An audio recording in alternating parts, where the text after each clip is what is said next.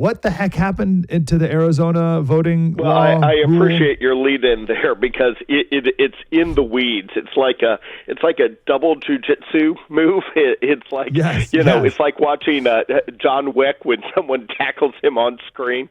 So it does take a minute to unpack, and really we have to start in the year 2000. You know, every couple or few decades, there's a disputed election. I mean, the Democrats like to make it sound like, 2020 was the singular moment in U.S. history where on Election Day, people did not stand with one voice and say, yes, so-and-so is clearly the president. Everyone else, please quietly sit down. Instead, every couple or few decades, there's a disputed election. The most recent one before 2020 was the year 2000, where it went to the Supreme Court. It was Bush v. Gore. It was a 5-4 Supreme Court decision right before the Electoral College met in December. And we got George W. Bush as our 43rd president. So coming off of that contested election, Congress passed HAVA, the Help America Vote Act. It's like so many pieces of legislation, it said it's going to fix all the problems. It ended up actually creating just a lot of new problems, and just a whole new set of stuff, some of which people find helpful, others that people find unhelpful. So with HAVA, after HAVA, you then had because HAVA specified that a driver's license and a Social Security number, if you have both of those, then you can just register to vote anywhere. It changes a bunch of federal rule changes on election. So, and then you get a response, because a lot of that was pushed by Democrats. So then you got some Republican legislative pushback.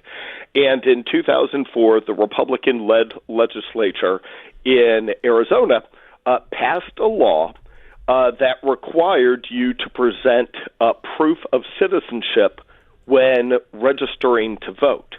Now, one of the things that HAVA, the federal law, did in 2002 is it created a brand new government agency, because the feds love to do that all the time. Whenever there's a problem, Mike, just create a federal agency and then throw, an incalculable amount of money at it. And between the new agency and the tons of money, that fixes everything. It always has. That's why, government fixes everything. That's the attitude of the left. So HAVA created a new agency called the EAC, the Election Assistance Commission. And it also allowed the EAC to create a new federal voter registration form. Voter registration was always done as a state matter. Under the U.S. Constitution, states have primacy in elections. There are just very narrow areas where the Constitution empowers the federal government to get involved.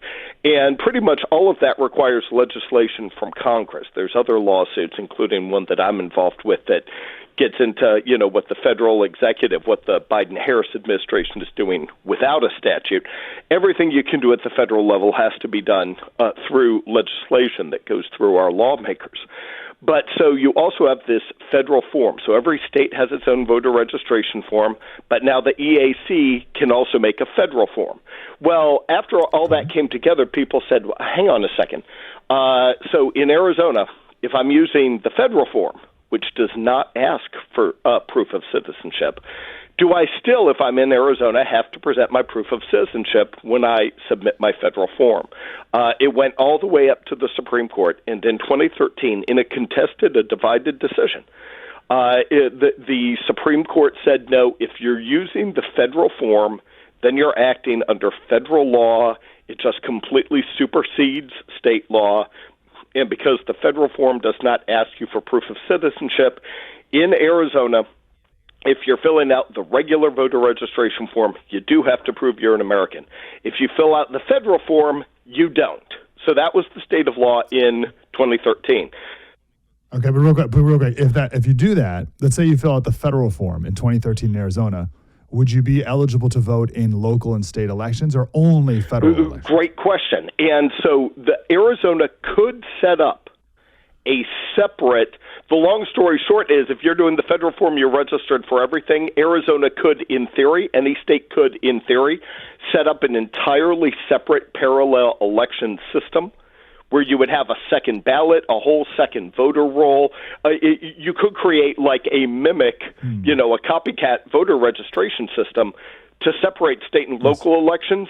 The cost and the logistics in that are just so enormous that no one does that, but they could. Now, in a state like Virginia, where elections are on odd number years for both the legislature and statewide offices, a state like Virginia might be able to pull that off, or Louisiana, or Kentucky. These are all odd number elections, but the ones that pair up on the years of federal elections, they just do it with one unified system. But that's a great question. Okay, all right. So continue on. So that's how it was in 2013. So then you get past the 2020 election, and then the Republican-led legislature in Arizona passes a new law in 2022 saying you also have to show proof of citizenship in order to participate in a presidential election or to do mail-in voting. Like in Arizona, it's over half the votes in the state now are done by early voting. It's more than a month before Election Day. And they're like, look, if you're going to go that option, you at least have to show you're an American. So that then resulted in more lawsuits from the left.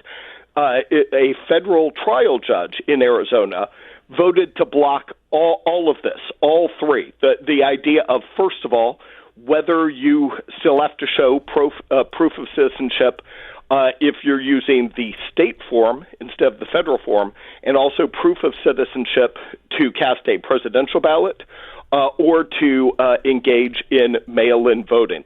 Trial judge had blocked all this, saying in light of the Supreme Court's 2013 decision, I can't allow any of this. So it's taken up to the U.S. Court of Appeals for the Ninth Circuit. But, of course, the election is right around the corner. So expecting that appeal is ongoing right now.